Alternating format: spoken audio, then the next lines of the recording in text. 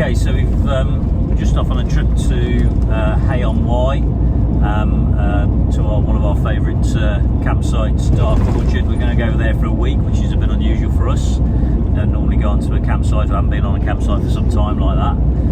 Now we're wild camping experts. But we planned this some time ago just for a chill out actually. We've been quite busy. We had the 5-week trip, and when we got back from that, we then went off to Amsterdam to Jane's son and wife, so that was a great trip. And then we came back from that, and then we had a wedding that was occurring. My daughter was getting married, so that all went really well, but there was obviously a lot of work beforehand. They had to get married on a very sunny day. It was the hottest day this year, the 30-degree day, so that all went well, but it was very tiring. And then Jane got COVID, as did a few members at the wedding. I haven't, weirdly enough. So Jane tested positive for COVID, and has just started and now negative for COVID. So we're going out.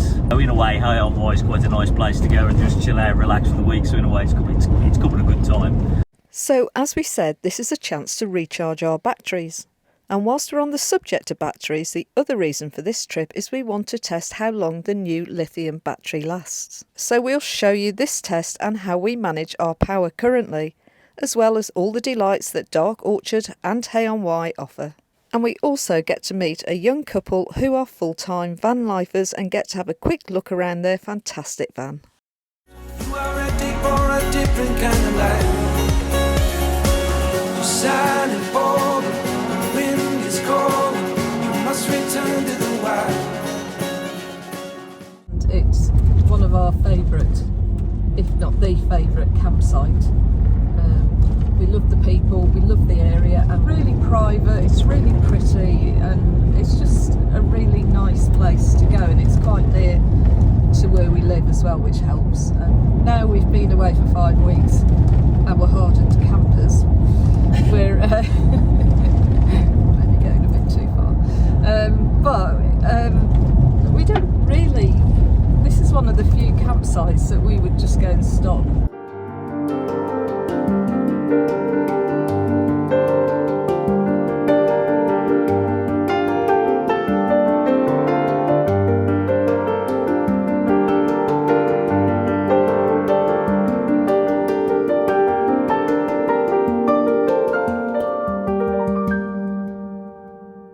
So if anyone wants to know why we call Tom the drone Tom, it's that saying, isn't it? Tom, Dick and Harry. So I'm sat in Harry, Tom the drone's in the air. No need to finish it off really, do I? As we arrive in Hay, we follow this cyclist into the town, but we're in no rush and certainly don't want to pressurise him. And whilst he takes a right into Hay Town, we take a left towards Dark Orchard.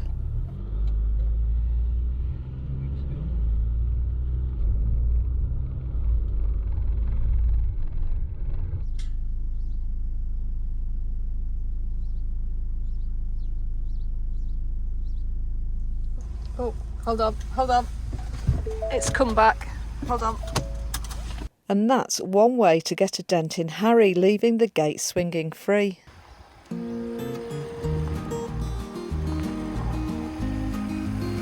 We make our way to our favourite spot over the stream, and we notice this time we have neighbours.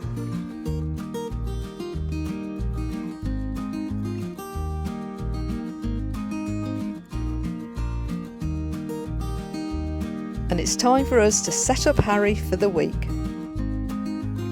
We use the rainbow external screens when we are just going to a site, as they can stay up, and we have the option to have the top part of the screen down to let the daylight in, so it's really good. And we are going for the full Monte this time, as having the sail up on the side as well as the windbreak. Total luxury when you're used to free camping.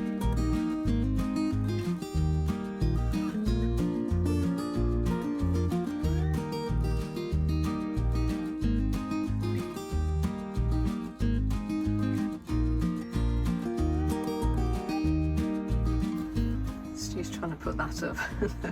The wind's really starting to kick off. And here comes our favourite campsite owner in the background, Linda.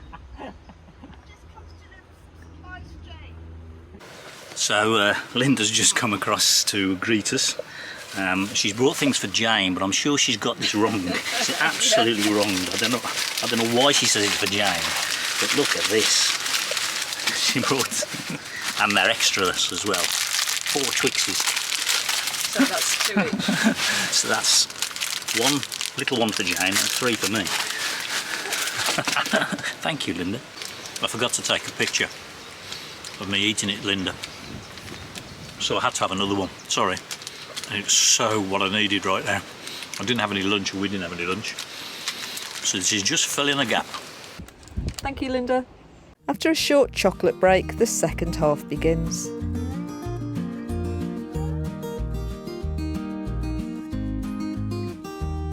And it's a great setup for a long stay, as we hopefully can sit out in all weathers.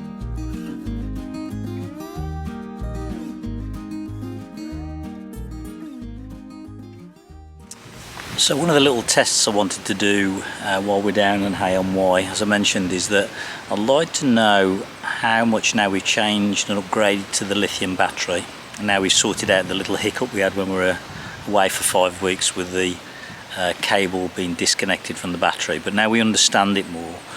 We'd like to know how long the battery will last in a situation a bit like Hay-on-Wye, where maybe we want to park up for an extended period, either on a CL site that's got no electric hookup, or maybe we find a wild camp where for whatever reason we're able to feel as though we could stop for an extended period. So I'm just going to keep an eye on the battery consumption. I say we just got a single lithium 110 amp hours battery. We'll just see, monitor that. My suspicion is it should do 3 or 4 days, because we've sort of done that before. We're not going to turn the engine over until I feel as though I need to, where I feel as though it's critical. It'll be just interesting to see whether that's day 3, 4, 5, 6 or whatever. We've got the Power Oak as a way of charging our tech up, so we'll be using that, and that obviously has got solar panels. So as long as we've got some sun, we'll be able to get that topped up with solar. I'd like to be at a minimum of 3 days. Any more than that is a bonus, to be honest. So we'll see how that goes, and I'll keep you posted with as the battery starts to deplete itself over time. Obviously it's got the solar on the roof, the 120 amp hour solar that will start to top it up. We've got the fridge that's on. I did turn it up. A little tip from Campervan, that she'd heard a tip to turn it up as you're driving around, and then to turn it down when you hit site. That way it's not trying to maintain obviously a very, very cool temperature. So I've done that as well.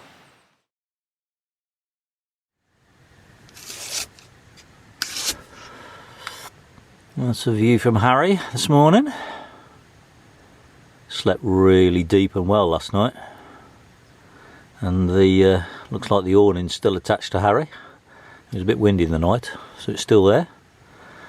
Got a few people moving on. Those 2 vans over there are going. We spoke to the lads at the far end. They're canoeing. Apparently there's a taxi service that collects them, because I was asking them, so they canoe down the river, how do they get back? And apparently they found this taxi service that's got like a roof rack for about 10 quid to bring them back to where they started. So 10 quid each, there's 4 of them, wasn't there? Was it? It was £40, 10 quid each, so it worked out for a day. And over there is Marcus and Jess. We met them yesterday, and they're called the Road 2 Spoons, so check them out. They're full-time van lifers, but we'll go and have a look at their van later on. Just using the power out there to charge everything up this morning. That's me. I've got my iPhone on there. I've got the couple of cameras just charging, so I'm just using the Power Oak for that. Okay, so I also got these power banks. We actually got this from Ken's Life's Too Short channel. When we met him, we saw them, we thought they were really good. So I've actually got 2 or 3 of these, and they serve 2 purposes. First of all, they're a power bank, so if we're out, we can easily recharge the cameras on the go, but as you can see they also act as a grip, so that helps to steady the shot.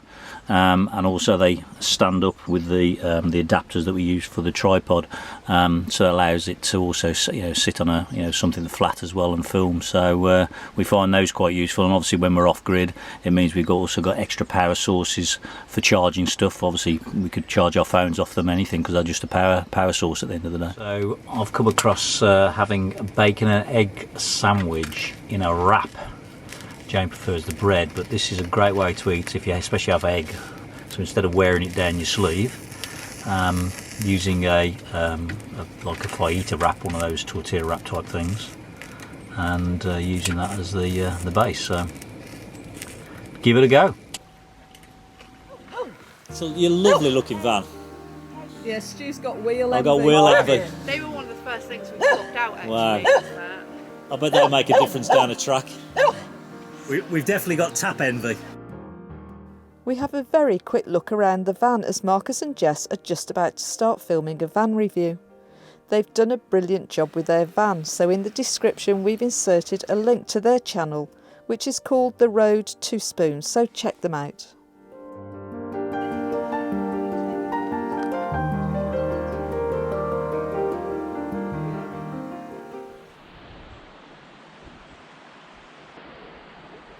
We then simply go for a short walk along the river, passing new carvings that we can't remember seeing before, but maybe they were there and we just didn't notice them. A quick walk through the town, seeing some strange items for sale in shop windows.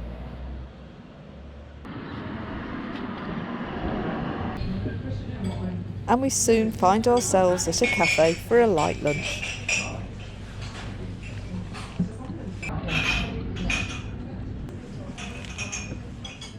We've been really looking forward to this day, as it's the day we finally get to visit the castle, which has been closed on our previous visits. The castle restoration has recently been renovated after it fell into disrepair for many years. A fire in 1977 caused major damage, and some repairs to the roof were completed by the year 2000. The then self-proclaimed King Richard, more about him later, sold the property in 2011 to the Hay Castle Trust, who have worked tirelessly to secure lottery heritage funds in 2016.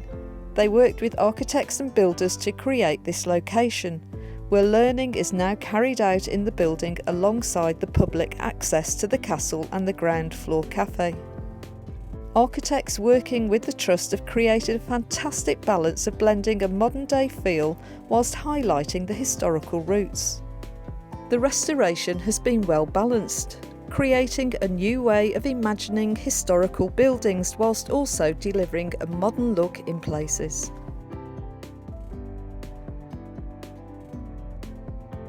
The old and the new, in our opinion, come together superbly well, and you are not overloaded with artefacts. Instead, modern technology like subtle lighting and a fantastic history video that is projected into the stone walls is really engaging.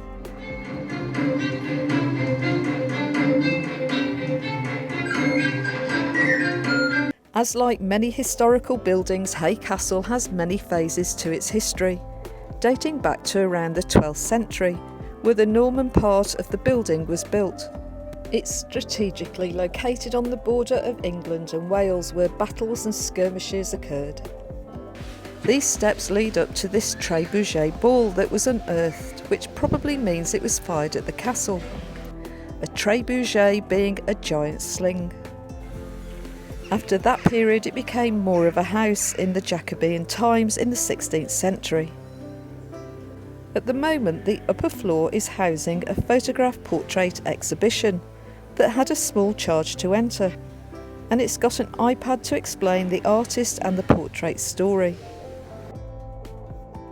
Now back to King Richard booth, as on the top floor there are artefacts associated to his life. He put Hay-on-Wye on the map following his purchase of the castle in the 1960s. In 1977, Richard Booth, in a publicity stunt, declared Hay an independent kingdom and himself a king. This event is now weaved into the town, making it a unique destination. His mission was to make Hay the first book town and establish second-hand bookshops throughout the area, many still which are going today. He apparently bought books in bulk from America. And at the back of the castle, they've created a really great spot to just sit back and soak in the atmosphere. The castle is free to enter, which in itself is remarkable, but a donation box is there which we gladly gave to. We can't recommend a visit highly enough, so our advice is visit this and the town, as there is a lot more history to discover.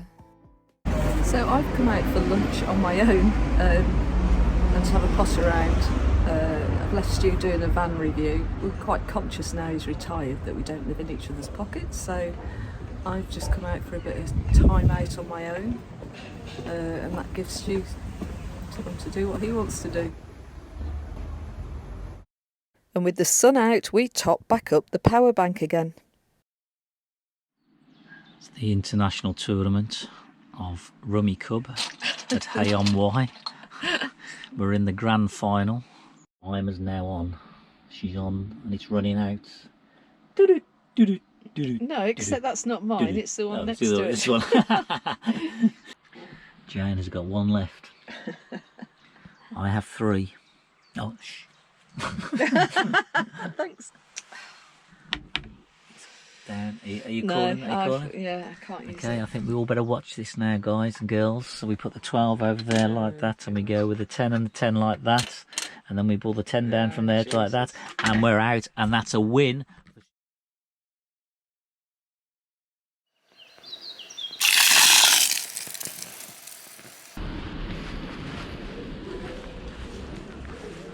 So we're just coming up to day 3 on site here at Hay, so it's beautiful. It's just such a peaceful place. We've just walked up into the market, had a walk around there. We've spent some stuff on some of the food up there, which is fantastic.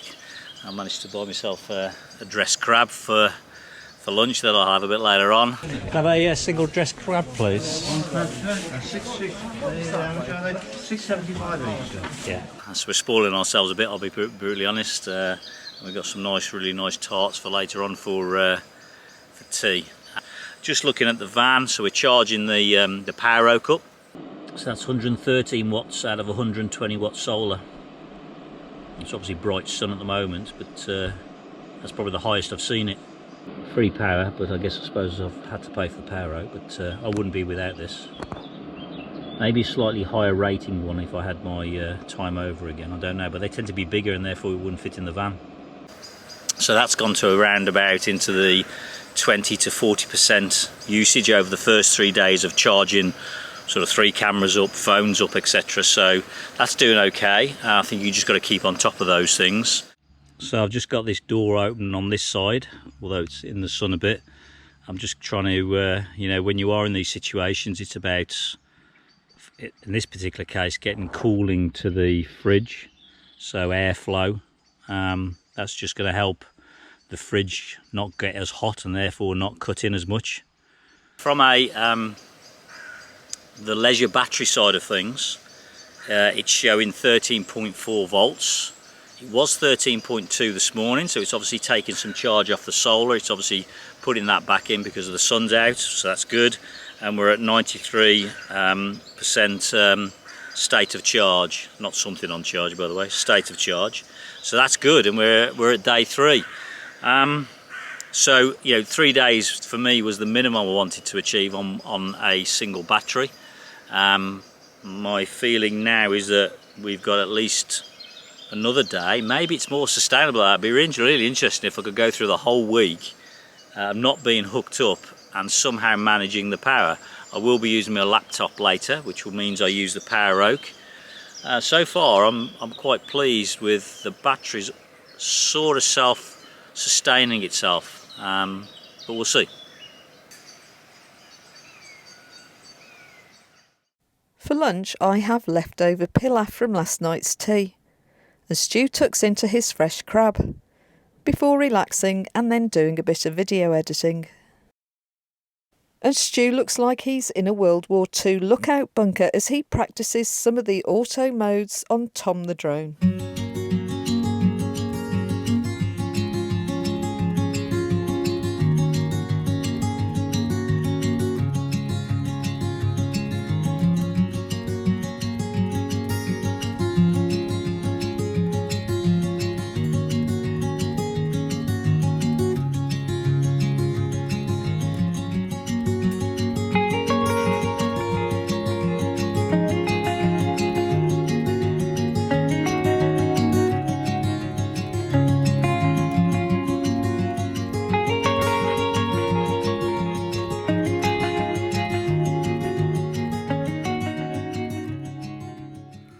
So that was a brie tartlet from the Hay market.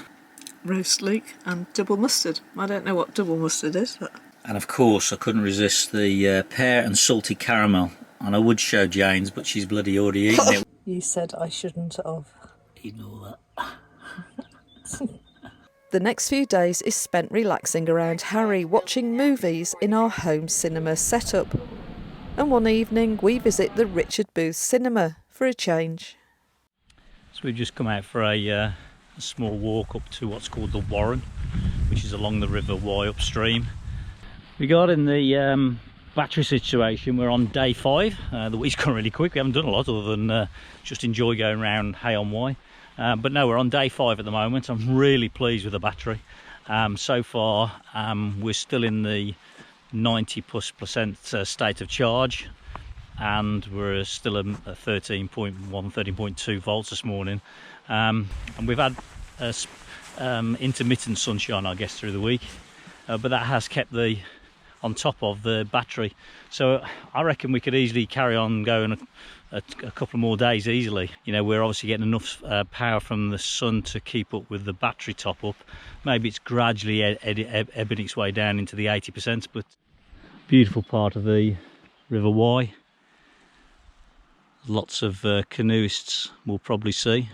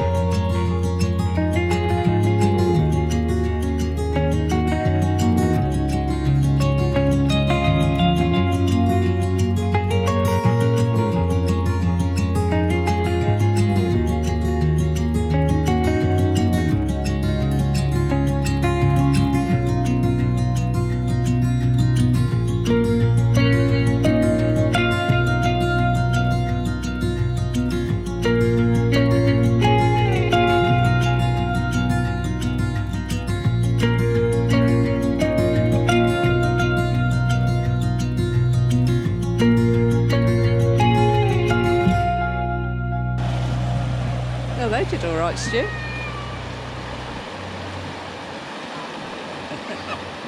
Oh, they're joined together. Kids love that. They loved that, the kids, didn't they? They're joined together. They got a log between the two.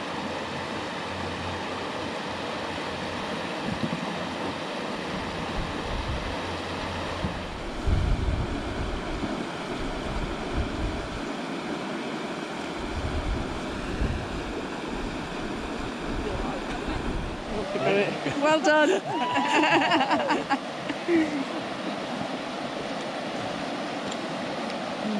Well, these two get stuck, but with a bit of pushing and shoving, they're away.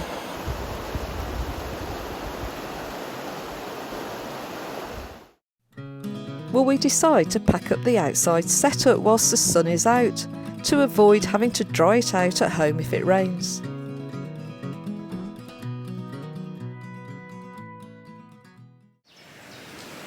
Are we sunbathing or are we asleep? So for our final tea, we've got chicken Kiev that normally goes in the oven for 20 minutes, so we're just trying it in the Ridge Monkey. And new potatoes and veg.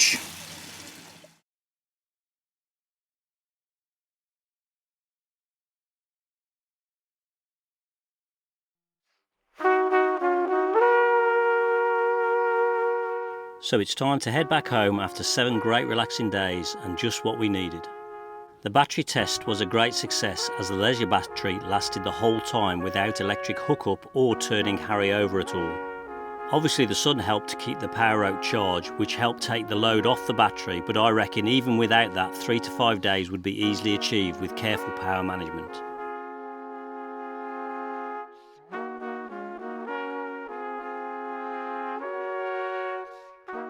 So if you enjoyed this video, give us a like and consider subscribing, as this really helps grow the channel. And we will see you in the next video where a great adventure starts.